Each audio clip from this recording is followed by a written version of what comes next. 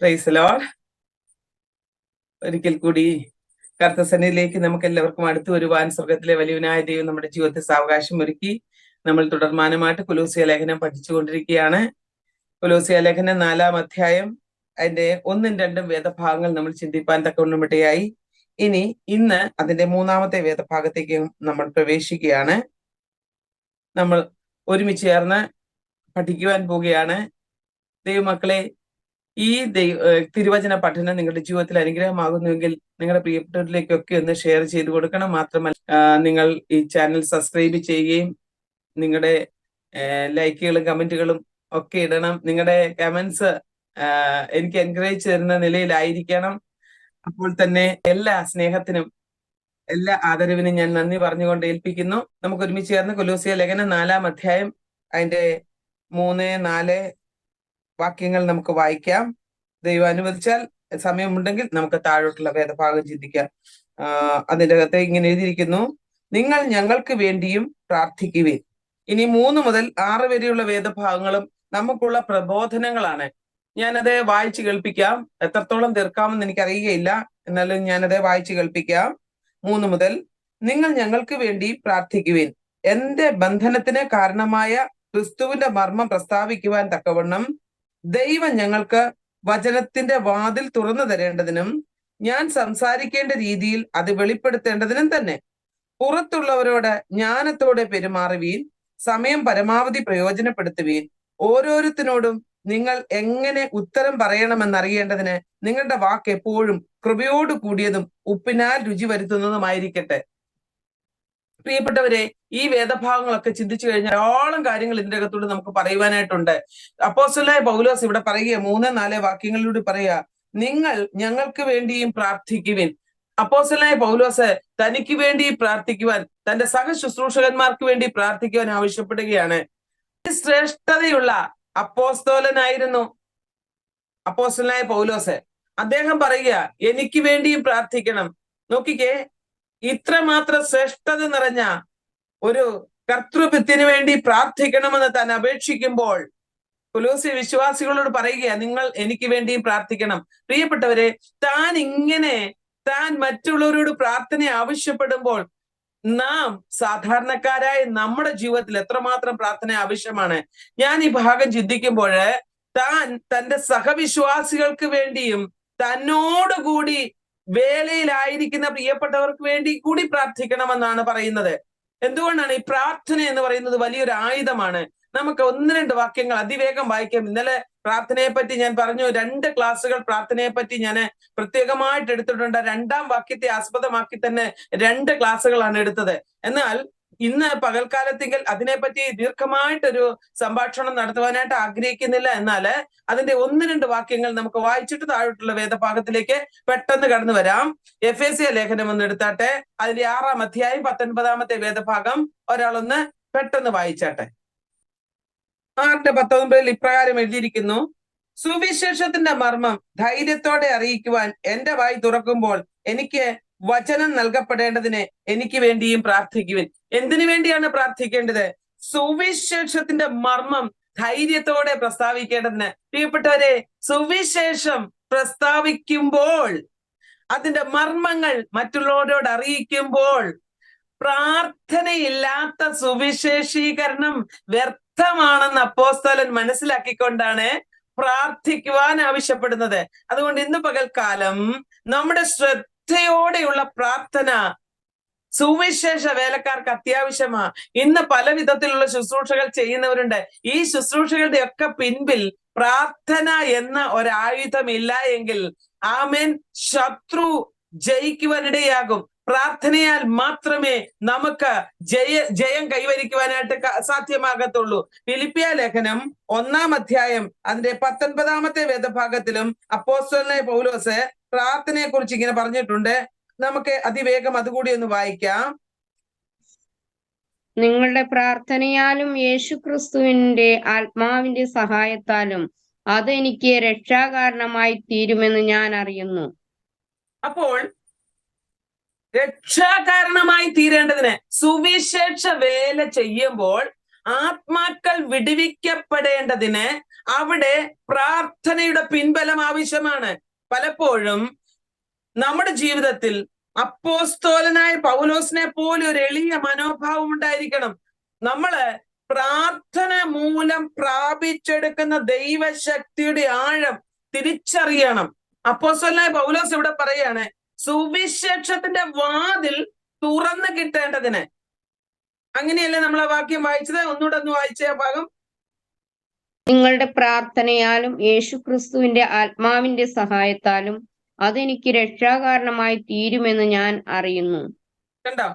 അപ്പോ സുവിശേഷത്തിന്റെ വാതിൽ തുറക്കുവാൻ, രക്ഷാകാരണമായി തീരുവാൻ പ്രാർത്ഥന അത്യാവശ്യമാണ്. പ്രിയപ്പെട്ടവരെ, നമുക്ക് ചില വാതിലുകൾ ഇപ്പോൾ തുറന്നിട്ടിരിക്കുകയാണ്. വയലോലകൾ വിളഞ്ഞു കിടക്കുകയാണ്. അനന്തരം ഞാൻ ആരെ അയക്കേണ്ടു, ആർ നമുക്ക് വേണ്ടി പോകുമെന്ന് കർത്താവിന്റെ ശബ്ദം കേട്ടിട്ട് അടിയനെ അയക്കണമേ എന്ന് പറഞ്ഞ് കർത്തൃവേലയ്ക്കായി സമർപ്പിക്കപ്പെട്ട പ്രിയപ്പെട്ടവർ ഇന്ന് പകൽ വേളയെങ്കിൽ അങ്ങിങ്ങായി കർത്തൃവേലയിലായിരിക്കുമ്പോൾ നാം ഒരുമിച്ചിരുന്ന് അവർക്ക് വേണ്ടി പ്രാർത്ഥിക്കുമ്പോൾ പ്രാർത്ഥനയ്ക്ക് മറുപടിയുണ്ട്. അതാണ് അപ്പോസ്തലൻ അവിടെ പറഞ്ഞത്, നിങ്ങൾ എനിക്ക് വേണ്ടിയും പ്രാർത്ഥിക്കണം. അപ്പോൾ പ്രാർത്ഥനയുടെ ശക്തി മനസ്സിലായല്ലോ. മാത്രമല്ല, ഈ പ്രാർത്ഥനയാൽ പല വാതിലുകൾ തുറക്കപ്പെടുവാനിടയാകും. അപ്പോസ്തലനായ പൗലോസ് കാരാഗൃഹത്തിൽ കിടന്നപ്പോൾ താൻ പ്രാർത്ഥിച്ചവിടെ, അല്ലേ, കാരാഗൃഹത്തിന്റെ അടിസ്ഥാനം ഇളകിയെന്ന് നമുക്ക് കാണുവാനായിട്ട് കഴിയുന്നുണ്ട്. അപ്പോസ്തല പ്രവർത്തികളിലേക്ക് പോകുമ്പോൾ സമയത്തിന്റെ പരിമിതിയാൽ ഞാൻ ആ വാക്യങ്ങളൊന്നും വായിപ്പിക്കുന്നില്ല. എന്നാൽ ഇവിടെ അപ്പോസ്തലനായ പൗലോസ് പറയുകയാണ്, നിങ്ങളുടെ പ്രാർത്ഥന എനിക്ക് അത്യാവശ്യമാണ്. നിങ്ങളുടെ പ്രാർത്ഥന മുഖാന്തരം കർത്തൃവേലയിൽ ഞാൻ വ്യാപൃതനാക്കുകയാണ്. അതുകൊണ്ട് നിങ്ങൾ ഞങ്ങൾക്ക് വേണ്ടിയും പ്രാർത്ഥിക്കുവീൻ. എന്റെ ബന്ധനത്തിന് കാരണമായ ക്രിസ്തുവിന്റെ മർമ്മം പ്രസ്താവിക്കുവാൻ തക്കവണ്ണം ദൈവം ഞങ്ങൾക്ക് വചനത്തിന്റെ വാതിൽ തുറന്നു തരണം. അപ്പോൾ പ്രാർത്ഥനയാൽ വചനത്തിന്റെ വെളിപ്പാട് ലഭിക്കും. നാം വിതറുന്ന വിത്തുകൾ, നാം മറ്റുള്ളവർ മുൻപാകെ ചെന്ന് പറയുന്ന ദൈവിക വചനങ്ങൾ അവരുടെ ഹൃദയത്തിൽ ക്രിയ ചെയ്യണമെന്നുണ്ടെങ്കിൽ പ്രിയപ്പെട്ടവരെ, പ്രാർത്ഥന മൂലമേ സാധ്യമാകത്തുള്ളൂ. ഞാൻ ഇപ്പോൾ ഈ സുവിശേഷീകരണം എന്ന നിലയിൽ ഈ തിരുവചനം പഠിപ്പിക്കുവാൻ അടുത്തു വരുമ്പോൾ എനിക്ക് പിന്നിലും നിങ്ങൾ പ്രാർത്ഥിക്കണമെന്ന് ഞാൻ പലപ്പോഴും പറയുന്നതിന്റെ കാരണം, ഇത് അനേക ഹൃദയങ്ങളിൽ ഈ വിത്ത് കിളിർത്ത് കയറണമെന്നുണ്ടെങ്കിൽ പ്രാർത്ഥന അത്യാവശ്യമാണ്. പ്രാർത്ഥനയാൽ മാത്രമേ ഹൃദയങ്ങളുടെ വാതിലുകൾ തുറക്കപ്പെടുകയുള്ളൂ. നമ്മൾ വേദപുസ്തകം വായിക്കുമ്പോൾ അനേക വാതിലുകള് നമുക്ക് കാണുവാനായിട്ട് കഴിയും. അതേ, രക്ഷയുടെ വാതിലിനെ നമുക്ക് കാണുവാനായിട്ട് കഴിയും. യോഹന്നാന്റെ സുവിശേഷം 10-ാം അധ്യായം അതിന്റെ 9-ാം വാക്യം വായിക്കുമ്പോൾ രക്ഷയുടെ ഹല്ലേലൂയ വാതിലിനെ നമുക്ക് കാണുവാനായിട്ട് കഴിയും. രണ്ടാമതായിട്ട് നമുക്ക് വിശ്വാസത്തിന്റെ വാതിലിനെ നമുക്ക് കാണുവാനായിട്ട് കഴിയും. അപ്പോസ്തല പ്രവൃത്തികളുടെ പുസ്തകം 14-ാം അധ്യായം അതിന്റെ 27-ാമത്തെ വാക്യത്തിലാണ് അങ്ങനെ നമുക്ക് കാണുവാനായിട്ട് കഴിയുന്നത്. വാക്യം വായിക്കാൻ സമയമില്ലാത്തത് കൊണ്ട് നിങ്ങൾ ഈ വാക്യങ്ങൾ നോട്ട് ചെയ്തുകൊണ്ട് നിങ്ങൾ വചനം പഠിക്കുന്ന സമയത്ത്, ഈ ക്ലാസ് അറ്റൻഡ് ചെയ്യുന്ന സമയത്ത് നിങ്ങൾ ബൈബിൾ തുറന്നു വെച്ച് ഈ വാക്യങ്ങളൊക്കെയും വായിക്കണം. എക്സ്പ്ലെയിൻ ചെയ്ത് നിന്ന് കഴിഞ്ഞാൽ ക്ലാസ് തീരത്തില്ല. അതുകൊണ്ടാ മൂന്നാമതായിട്ട് നമുക്ക് കാണുവാനായിട്ട് കഴിയുന്നത് നീതിയുടെ വാതിൽ. സങ്കീർത്തനങ്ങളുടെ പുസ്തകം 118-ാം അധ്യായം അതിന്റെ 19-ാമത്തെ വേദഭാഗത്ത് നമുക്ക് കാണാനായിട്ട് കഴിയും. Price the Lord. ഇനി നാലാമതായിട്ട് വചനത്തിന്റെ വാതിൽ. അതാണ് നാം കൊലോസ്യ ലേഖനം 4-ാം അധ്യായം അതിന്റെ 3-ാമത്തെ വാക്യത്തിൽ കാണുവാൻ തക്കവണ്ണം ഇടയായത്. വചനത്തിന്റെ വാതിലുകൾ തുറക്കപ്പെടണമെങ്കിൽ പ്രാർത്ഥന ആവശ്യമാണ് പ്രിയപ്പെട്ടവരെ. 5-ാമതായിട്ട് അനുഗ്രഹത്തിന്റെ വാതിൽ. വെളിപ്പാട് പുസ്തകം 3-ാം അധ്യായം അതിന്റെ 7-8 വാക്യങ്ങൾ വായിക്കുമ്പോൾ അവിടെയും നമുക്ക് അനുഗ്രഹത്തിന്റെ വാതിലിനെ പറ്റി കാണുവാനായിട്ട് കഴിയും. 6-ാമതായിട്ട് സുവിശേഷത്തിന്റെ വാതിൽ. ഹല്ലേലൂയ. 2 കൊരിന്ത്യ ലേഖനം 2-ാം അധ്യായം അതിന്റെ 12-ാം വാക്യവും 1 കൊരിന്ത്യ ലേഖനം 16-ാം അധ്യായം അതിന്റെ 9-ാമത്തെ വാക്യവും നമുക്ക് ശ്രദ്ധിച്ചാൽ അവിടെയും സുവിശേഷത്തിന്റെ വാതിലിനെ കുറിച്ച് നമുക്ക് വ്യക്തമായി കാണുവാനായിട്ട് കഴിയും. 7-ാമതായിട്ട് സ്വർഗവാതിൽ. വെളിപ്പാട് പുസ്തകം 4-ാം അധ്യായം 1-ാം വാക്യം. പ്രിയപ്പെട്ടവരെ, ഇങ്ങനെ തിരുവെഴുത്തിലെ ആമേൻ 7 വാതിലുകളെ കുറിച്ച് നാം പഠിക്കുമ്പോൾ ഈ 7 വാതിലുകളും നമുക്ക് വേണ്ടി തുറക്കപ്പെടണമെന്നുണ്ടെങ്കിൽ പ്രാർത്ഥനയാകുന്ന ആയുധത്താൽ, പ്രാർത്ഥനയാകുന്ന താക്കോലിനാൽ മാത്രമേ സാധ്യമാകത്തുള്ളൂ. അതുകൊണ്ട് ഇന്ന് പകൽക്കാലം പ്രിയപ്പെട്ടവർ, സുവിശേഷ വേല ചെയ്യുന്നവരെ ഓർത്ത്, സുവിശേഷീകരണത്തിൽ മുന്നണിയിൽ നിൽക്കുന്നവരെ ഓർത്ത് ഏത് തലത്തിലൂടെയുമായിരിക്കട്ടെ പ്രാർത്ഥിക്കണമെന്ന് അപ്പോസ്തലനായ പൗലോസ് ഇവിടെ നമ്മെ പ്രബോധിപ്പിക്കുകയാണ്. അതുകൊണ്ട് താൻ 3-ാം വാക്യം അങ്ങനെ പറഞ്ഞ് അവസാനിപ്പിക്കുമ്പോൾ 4-ാം വാക്യത്തിലേക്ക് നമുക്ക് പ്രവേശിക്കാം. അതിലെഴുതിയിരിക്കുന്നു, ഞാൻ സംസാരിക്കേണ്ട രീതിയിൽ അത് വെളിപ്പെടുത്തേണ്ടതിനും തന്നെ. അപ്പോൾ സുവിശേഷം പോയി പറയുമ്പോൾ പറയേണ്ട രീതിയിൽ പറയുവാൻ എനിക്ക് വേണ്ടി നിങ്ങൾ പ്രാർത്ഥിക്കണം. നോക്കിക്കേ, 3-ാം സ്വർഗത്തോളം എടുക്കപ്പെട്ട ദിവ്യ ദർശനങ്ങൾ പ്രാപിച്ച അപ്പോസ്തലന്റെ ഹൃദയത്തിന്റെ എളിമയാ. ഒരു സുവിശേഷ പ്രസംഗകൻ 1 മണിക്കൂർ പ്രസംഗിക്കണമെന്നുണ്ടെങ്കിൽ ഞാൻ പറയട്ടെ, കുറഞ്ഞത് 5 മണിക്കൂറെങ്കിലും ആ 1 മണിക്കൂറിന് വേണ്ടി പ്രാർത്ഥിക്കണം. അങ്ങനെയെങ്കിൽ മാത്രമേ ആ സുവിശേഷ വേലയിലും ആ പ്രസംഗത്തിലും വിജയം കരസ്ഥമാക്കാൻ കഴിയുകയുള്ളൂ. ഇന്ന് പലരും സ്റ്റേജിൽ കയറി ഭയങ്കര പ്രസംഗങ്ങളാ, എന്നാൽ പിൻപിൽ പ്രാർത്ഥനയില്ലാതെ, താനും പ്രാർത്ഥിക്കാതെ തന്റെ വാക്ചാതുര്യത്തിലൂടെ സുവിശേഷീകരണം നടത്തുമ്പോൾ പ്രിയപ്പെട്ടവരെ, അവിടെ യാതൊരു ചലനവും സൃഷ്ടിക്കുവാൻ ഇടയാകുന്നില്ല. പലപ്പോഴും പ്രാർത്ഥനയാകുന്ന ആയുധം നമുക്ക് അത്യാവശ്യമാണ്. അപ്പോൾ ക്രിസ്തീയ പ്രഭാഷണങ്ങൾ ആത്മീയ ഗോളത്തിൽ പ്രതിഫലിക്കേണ്ടതിന് പ്രാർത്ഥന അത്യാവശ്യമാണ്. ഇന്ന് പ്രാർത്ഥനയില്ലാതെ പ്രസംഗ പീഠത്തിൽ കയറി അപ്പോസ്തലനായ പൗലോസ് പറഞ്ഞിരിക്കുന്നത് പോലെ കർണരസമാകുമാർ പ്രസംഗിക്കുന്ന അനേക പ്രാസംഗികരെ നമുക്ക് കാണുവാനായിട്ട് കഴിയും.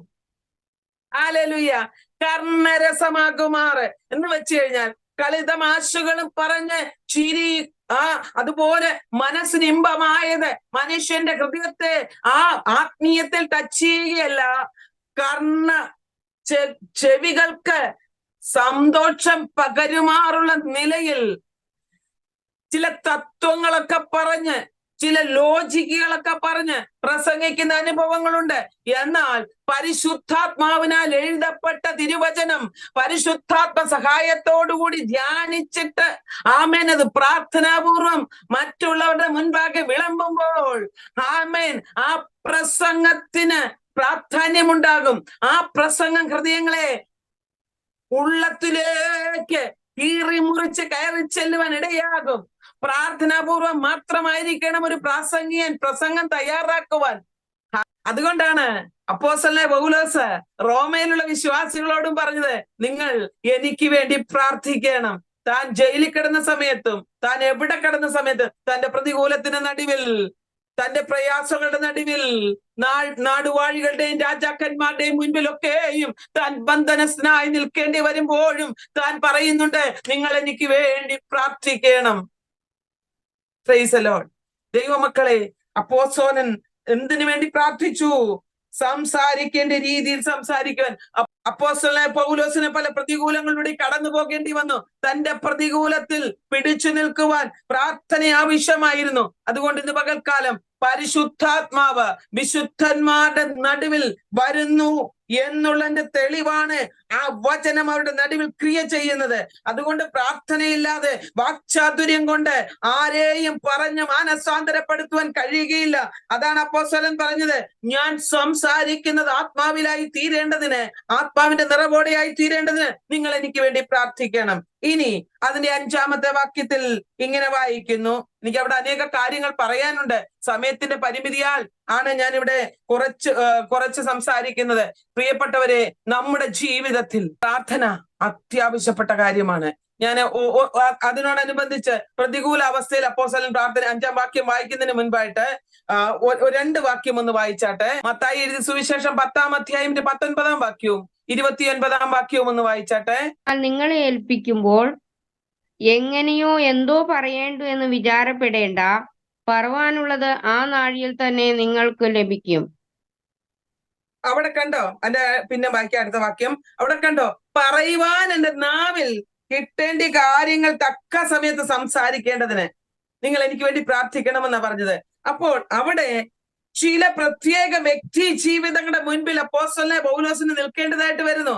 നാടുവാഴികളുടെയും രാജാക്കന്മാരുടെയും ഒക്കെ മുൻപിൽ പോയി നിൽക്കുമ്പോൾ, അവിടെ ഏൽപ്പിക്കപ്പെടുമ്പോൾ, തനിക്ക് ദർശനം ലഭിച്ചതാണ്, താൻ കെട്ടപ്പെടുമെന്നും പല അനുഭവങ്ങളിലൂടെ കടന്നു പോകുമെന്നും തന്റെ സുവിശേഷീകരണത്തിന് പൂർത്തീകരണം അത് എത്തിക്കാതിരിക്കേണ്ടതിന് പൈശാചികൻ മുഴുവലത്തോടെ പ്രവർത്തിക്കുമെന്നും തന്നെ ബന്ധനസ്ഥനാക്കുമെന്നും താൻ കാരാഗൃഹവാസം അനുഭവിക്കേണ്ടി വരുമെന്നും ഒക്കെ മനസ്സിലാക്കിയ അപ്പോസ്തലൻ പറയുക, ആ നാടുവാഴികളുടെയും രാജാക്കന്മാരുടെയും ഒക്കെ മുൻപിൽ ചൊല്ലുമ്പോൾ എന്ത് ചെയ്യണം?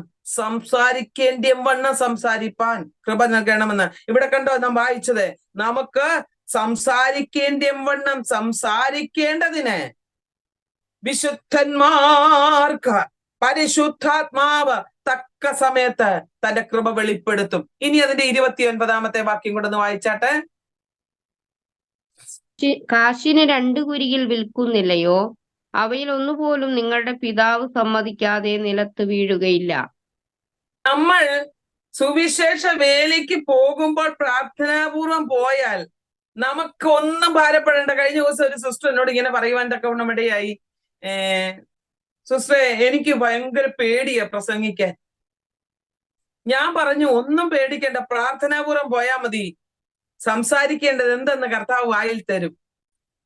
അതിന് ഉദാഹരണമായി ഈ 29-ാം വാക്യത്തിൽ നമ്മുടെ ചെറിയ ചലനം പോലും അറിയുന്ന ദൈവം, 2 കുരികിലിനെ പോലും അറിയുന്ന കർത്താവ്, കാശിന് 2 കുരികിൽ വിൽക്കുന്നില്ലയോ? അവയിൽ ഒന്നുപോലും നിങ്ങളുടെ പിതാവ് സമ്മതിക്കാതെ നിലത്ത് വീഴുകയില്ല. അപ്പോൾ സുവിശേഷീകരണത്തിൽ നമ്മുടെ ജീവിതത്തിൽ വരാനിരിക്കുന്ന പ്രതികൂലങ്ങളെ, പ്രശ്നങ്ങളെ സ്വർഗം കാണുന്നുണ്ട്. അപ്പോസ്തലനായ പൗലോസ് ഇവിടെ പറയുകയാണ്, തന്റെ പരിതസ്ഥിതി നന്നായിട്ട് അറിയുന്ന ഒരു ദൈവമുണ്ട്, എങ്കിലും നിങ്ങൾ എനിക്ക് വേണ്ടി പ്രാർത്ഥിക്കണം. പ്രിയപ്പെട്ടവരെ, നാം ഇന്ന് പകൽക്കാലം പരിതസ്ഥിതികൾക്ക് മുൻപിൽ തകർന്നു പോകുവാനല്ല, തോറ്റുകൊടുക്കുവാനുമല്ല, ആത്മാവിന്റെ നിലവാരം നമ്മളിൽ വ്യാപരിക്കണം. ആത്മാവിനെ അനുസരിച്ച് നടന്നാൽ നാമെ കുരികിലിനെ അറിയുന്നവൻ, തലയിലെ മുടിനാര് കൊഴിഞ്ഞു പോകുന്നത് അറിയുന്നവൻ, നമുക്ക് സംഭവിപ്പാനിരിക്കുന്നത് നന്നായി അറിഞ്ഞുകൊണ്ട് നമുക്ക് വേണ്ടി പ്രവർത്തിക്കും. എല്ലാവരും ഇപ്പോൾ നമ്മുടെ കേരളത്തിന് വേണ്ടിയൊക്കെ വളരെ പ്രാർത്ഥിച്ചുകൊണ്ടിരിക്കുക അല്ലേ? ഡാമിന്റെ കാര്യവും മറ്റ് പല കാര്യങ്ങളും. ഞാൻ പറയട്ടെ, ഇതൊന്നും ദൈവം അറിയാതെ സംഭവിക്കുകയില്ല. നമ്മൾ ശക്തിയോടെ പ്രാർത്ഥിച്ചു കൊള്ളണം. പ്രാർത്ഥനയാൽ സകലത്തെയും ജയിക്കുവാൻ ഇടയാകും. അതാണ് അപ്പോസ്തലൻ പറയുന്നത്. ഇനി നമുക്ക് 5-ാം വാക്യത്തിലേക്ക് പ്രവേശിക്കാം. 5-ാം വാക്യത്തിൽ ഇങ്ങനെ എഴുതിയിരിക്കുന്നു, പുറത്തുള്ളവരോട് ജ്ഞാനത്തോടെ പെരുമാറുവീൻ, സമയം പരമാവധി പ്രയോജനപ്പെടുത്തുവീൻ. കൊലോസ്യ ലേഖനം 4:5 ഞാൻ വായിച്ചത്. പുറത്തുള്ളവരോട് ജ്ഞാനത്തോടെ പെരുമാറുവീൻ. ഹല്ലേലൂയ. ജ്ഞാനത്തോടെ പെരുമാറണം. സമയം എന്ത് ചെയ്യണം? തക്കത്തിൽ ഉപയോഗിക്കണം. എപ്പോഴും ഞാൻ പറയുന്ന ഒരു കാര്യമാണ്, കർത്താവ് നമുക്ക് തന്നിരിക്കുന്ന സമയങ്ങൾ പലപ്പോഴും നാം തക്കത്തിൽ വിനിയോഗിക്കുന്നവരായിട്ട് മാറണം. പ്രിയപ്പെട്ടവരെ, വിശ്വാസികൾ മറ്റുള്ളവരുടെ മുൻപാകെ പരിജ്ഞാനത്തോടുകൂടി പെരുമാറാതെ ഇരുന്നാൽ എന്താ സംഭവിക്കുന്നത്? കർത്താവിന്റെ നാമത്തിന് ആക്ഷേപം ഉണ്ടാകുവാൻ ഇടയാകും അല്ലെ? ആകയാൽ നാം നമ്മുടെ പെരുമാറ്റ രീതി ഈ ദിവസങ്ങളിൽ വളരെ സന്തോഷത്തോടു കൂടി ആയിരിക്കണം.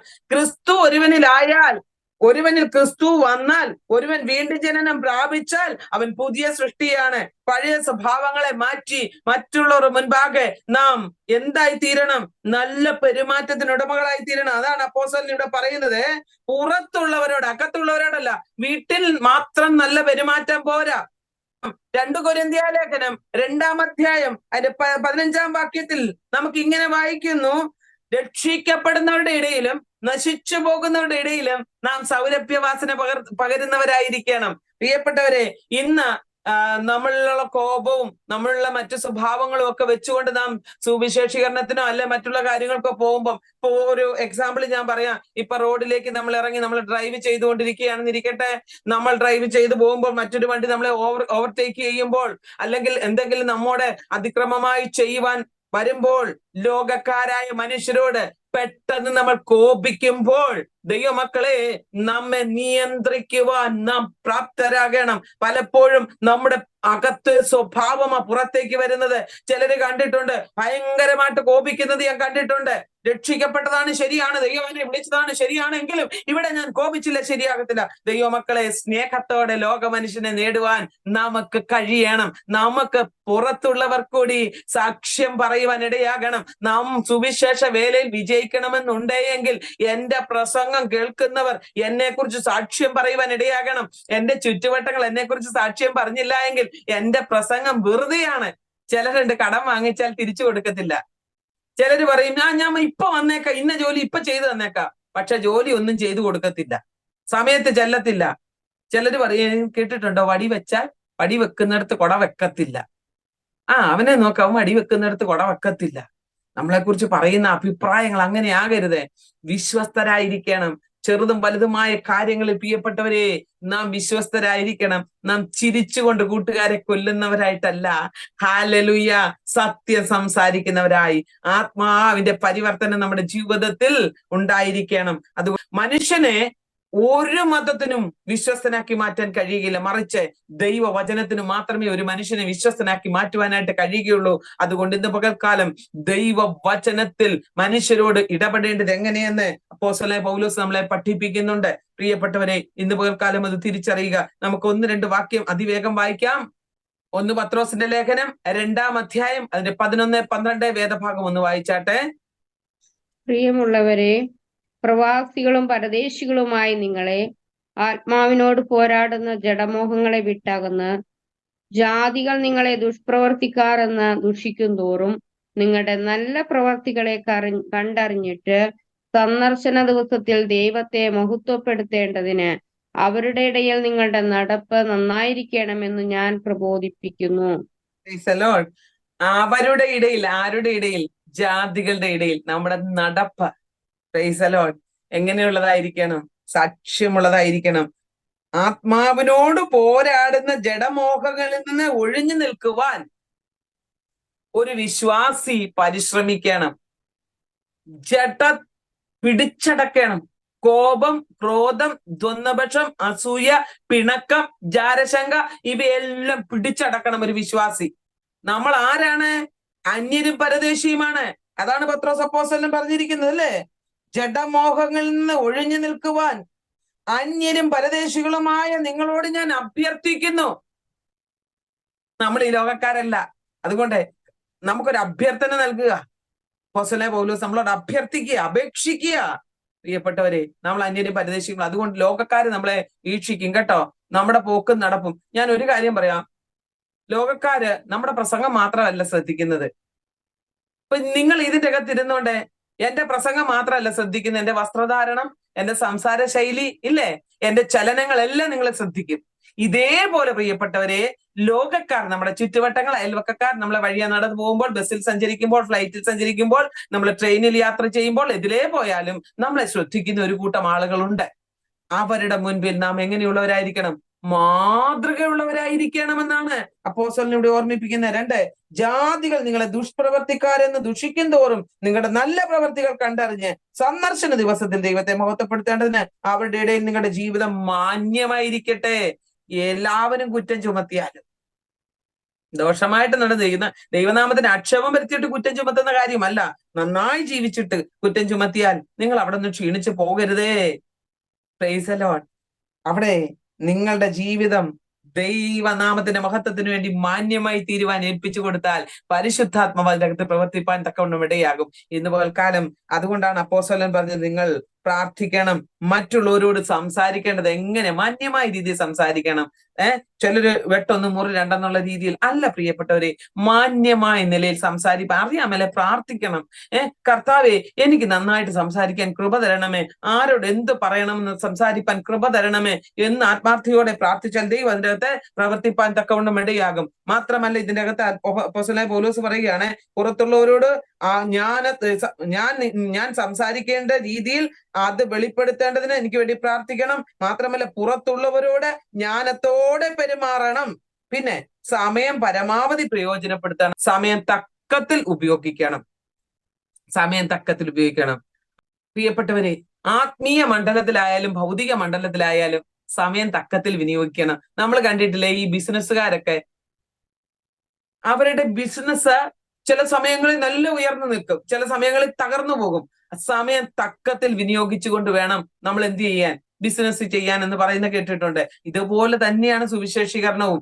ആമേൻ. തക്ക സമയത്ത്, നമുക്ക് ആരോഗ്യമുള്ള സമയത്ത് സുവിശേഷീകരണത്തിന് പോകണം. ആരോഗ്യമുള്ള സമയത്ത്, പ്രാർത്ഥിപ്പാൻ പറ്റുന്ന സമയത്ത്, ഉറക്കളയ്ക്കുവാൻ പറ്റുന്ന സമയത്ത് ഇതൊക്കെ ചെയ്യണം. വചനം വായിക്കാൻ കണ്ണ് കാണുന്ന സമയത്ത് വചനം വായിക്കണം. കൂട്ടുകാർ ധാരാളമുള്ളപ്പോൾ നല്ല സംഭാഷണങ്ങൾ നടത്തണം. വഴക്ക് പിടിച്ചും കൂട്ടുവിട്ടും പോകുകയല്ല വേണ്ടിയത്. ഇന്ന് പകൽക്കാലം ദൈവാത്മാവ് പറയുക, സമയം തക്കത്തിൽ വിനിയോഗിക്കണം. ഞാൻ അതിനൊരു ഉദാഹരണം പറയാം. നമുക്ക് ഇവിടുന്ന് ഡൽഹിക്ക് പോകാനായിട്ട് ട്രെയിൻ കയറാൻ പോകുമ്പോൾ 2:30 ആ ട്രെയിൻ ഉച്ച കഴിഞ്ഞ്. നമ്മൾ 2:45 ചെന്ന് കഴിഞ്ഞാൽ ട്രെയിൻ കിട്ടുമോ? പലപ്പോഴും KK എക്സ്പ്രസ് ലേറ്റാ. അതുകൊണ്ട് അത് 2:45 കഴിയും വരുമ്പോ. 3:30 ആയ സമയത്തും വന്നിട്ടുണ്ട് എന്നും പറഞ്ഞുകൊണ്ട് നമ്മൾ 2:30 കഴിഞ്ഞ് ചെന്ന് കഴിഞ്ഞാൽ ട്രെയിൻ കിട്ടുമോ? ആ ട്രെയിൻ ചിലപ്പം 1 മിനിറ്റ് നമ്മൾ താമസിച്ചു എന്നാൽ ചിലപ്പോൾ ആ 1 മിനിറ്റിന് മുന്നേ ആയിരിക്കാം പോയത്. അതുകൊണ്ട് തക്ക സമയത്ത് നമ്മൾ പ്ലാറ്റ്ഫോമിൽ ചെല്ലണം. അത് നിയമമാണ്. ഫ്ലൈറ്റ് അതുപോലെ തന്നെയാ. 1 മിനിറ്റ് മിസ്സായാൽ അത് പോകും. നമ്മൾ 1 മിനിറ്റ് നഷ്ടമാക്കിയാൽ അത് പോകും. ദൈവമക്കളെ, ഇപ്രകാരം തന്നെ നമ്മുടെ ജീവിതം ഈ ലോകത്തിൽ ചെറിയൊരു ജീവിതമാ. ദൈവം നമുക്ക് തന്നിരിക്കുന്ന സമയം നാം തക്കത്തിൽ വിനിയോഗിക്കണം. വിലയേറിയ ജീവിതമാണ് ദൈവം നമുക്ക് നൽകി തന്നിരിക്കുന്നത്. ഈ വിലയേറിയ ജീവിതത്തിൽ നാം സമയങ്ങളെയും കാലങ്ങളെയും നഷ്ടപ്പെടുത്താതെ സമയത്തെ തക്കത്തിൽ വിനിയോഗിച്ചുകൊണ്ട് ദൈവനാമത്തിന്റെ മഹത്വത്തിന് വേണ്ടി നമ്മുടെ ജീവിതം ഉപയോഗിക്കുവാൻ ഇന്ന് പകൽക്കാലം നാം സമർപ്പിക്കണം ഈ വചനത്തിന്റെ മുൻപാകെ. അപ്പോസ്തലനായ പൗലോസ് അതുകൊണ്ടാ പറഞ്ഞത്, നമ്മുടെ സമയം തക്കത്തിൽ വിനിയോഗിക്കണമെന്ന്. പറഞ്ഞുപോയ വാക്കും എയ്തു വിട്ട അമ്പും നഷ്ടപ്പെടുത്തിയ സമയവും തിരിച്ചു കിട്ടത്തില്ല എന്ന് പണ്ടാരോ പറഞ്ഞു കേട്ടിട്ടുണ്ട്, ഇല്ലേ? അമ്പ എയ്ത് വിട്ടിട്ട് പോയി, അത് എവിടെ ചെന്ന് തറച്ചു. ആ തറച്ചത് പിന്നെ നമ്മൾ ആ മുറിപ്പാട് മാറ്റാൻ പറ്റുമോ? പറഞ്ഞ വാക്ക് കട്ടിയുള്ള വാക്കാ. നമ്മൾ പറഞ്ഞതിന് ശേഷം ഒരു സോറി പറഞ്ഞിട്ട് കാര്യമുണ്ടോ?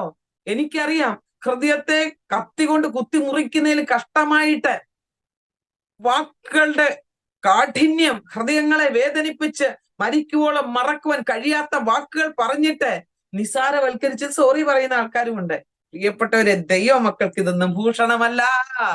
അതുകൊണ്ട് വാക്ക് വിലയേറിയതാണ്. നമ്മുടെ സമയങ്ങൾ ആരോടും നാം പരിഭവത്തോടെ പരാതിയോടെ ഇരുന്ന് തീർക്കുവാനുള്ളതല്ല. നമ്മുടെ സമയങ്ങൾ തക്കത്തിൽ വിനിയോഗിച്ചുകൊണ്ട് നമ്മുടെ ജീവിതം ദൈവനാമത്തിന്റെ മഹത്വത്തിന് വേണ്ടി ചിലവഴിപ്പാനിടയാകണം. വിലയിടിവും വിലക്കയറ്റവും നോക്കി ക്രയവിക്രയം ചെയ്യുന്ന ഒരു വ്യാപാരിയെ പോലെ പ്രിയപ്പെട്ടവരെ, സന്ദർഭങ്ങളെ തക്കതായി ഉപയോഗിച്ചുകൊണ്ട് സൽപ്രവർത്തികൾക്കും സാക്ഷ്യത്തിനും ലഭിക്കുന്ന അവസരങ്ങളെ പാഴാക്കാൻ പാടില്ല. പലപ്പോഴും അങ്ങനെ ചെയ്യുന്ന ഒരു വ്യക്തി ഭോഷയാ. അതുകൊണ്ട് ഇന്ന് പകൽക്കാലം എന്ത് ചെയ്യണം? തക്ക സമയം, അതേ സമയം തക്കത്തിൽ വിനിയോഗിക്കണം. ജ്ഞാനത്തോടെ പെരുമാറണം. ക്രിസ്തുവിന്റെ വചനം ഹല്ലേലൂയ സകല ജ്ഞാനത്തോടും കൂടി നമ്മുടെ ഹൃദയത്തിൽ വസിക്കണം. ഹല്ലേലൂയ. അങ്ങനെ ജ്ഞാനമുള്ള ഒരു ഹൃദയം നമുക്ക് ലഭിക്കേണ്ടതിന് വേണ്ടി ദൈവസന്നിധിയിൽ പ്രാർത്ഥിക്കണം. ദാവീദ് അങ്ങനെ പ്രാർത്ഥിച്ചതല്ലേ? സങ്കീർത്തനങ്ങളുടെ പുസ്തകം 90-ാം അധ്യായം 12-ാം വാക്യത്തിൽ ദാവീദ് പ്രാർത്ഥിച്ചു, ജ്ഞാനമുള്ള ഒരു ഹൃദയം എനിക്ക് തരണമേ. അതുപോലെ തന്നെ ശലോമോൻ പ്രാർത്ഥിച്ചു, അല്ലെ? ജ്ഞാനത്തിന് വേണ്ടി ദൈവത്തോട് അവൻ അപേക്ഷിച്ചു. അങ്ങനെയെങ്കിൽ ഇന്ന് പകൽക്കാലം പ്രിയപ്പെട്ടവരെ, ജ്ഞാനമുള്ള ഹൃദയം നമ്മൾ പ്രാപിച്ചെടുക്കുക. ചെന്നായിക്കട നടുവിൽ കുഞ്ഞാടുകളെ പോലെ ഹല്ലേലൂയ നാം ആയിരിക്കണം. നമ്മൾ ചെന്നായായിട്ട് നമ്മുടെ സ്വഭാവത്തെ മാറ്റരുത്. അപ്പോൾ തന്നെ നമ്മുടെ ജീവിതം ക്രമപ്പെടുവാൻ ദൈവസന്നിധിയിലേക്ക് നമുക്ക് ഏൽപ്പിച്ചു കൊടുക്കാം. പാമ്പിനെ പോലെ ബുദ്ധിയും പ്രാവിനെ പോലെ നിഷ്കളങ്കരുമായിരിക്കാം. പലപ്പോഴും ബുദ്ധിയിൽ ശൂന്യരാകരുത്, ജ്ഞാനത്തിൽ പുറകോട്ടാകരുത്. നിഷ്കളങ്കത വിട്ടുള്ള ജ്ഞാനവും നമുക്ക് പാടില്ല. ഇന്ന് പകൽക്കാലം അപ്പോസ്തലനായ പൗലോസ് പറയുകയാണ്, നിങ്ങൾ എന്ത് ചെയ്യണം? പുറത്തുള്ളവരോട് ജ്ഞാനത്തോടെ പെരുമാറുവീൻ, സമയം പരമാവധി പ്രയോജനപ്പെടുത്തുവീൻ. ഹല്ലേലൂയ. അതുകൊണ്ട് ഇന്ന് പകൽക്കാലം നമുക്ക് ഏൽപ്പിച്ചു കൊടുക്കാം. ദൈവം അനുവദിച്ചാൽ 6-ാം വാക്യം നമുക്ക് നാളെ ചിന്തിക്കാം. സമയം അധികം മുന്നോട്ട് പോയത് കൊണ്ട് നമ്മുടെ വാക്കുകൾ എങ്ങനെയുള്ളതായിരിക്കണം? ജ്ഞാനത്തോടു കൂടിയുള്ളതായിരിക്കണം. ബാക്കി കാര്യങ്ങൾ നമുക്ക് അടുത്ത ദിവസം ചിന്തിക്കാം.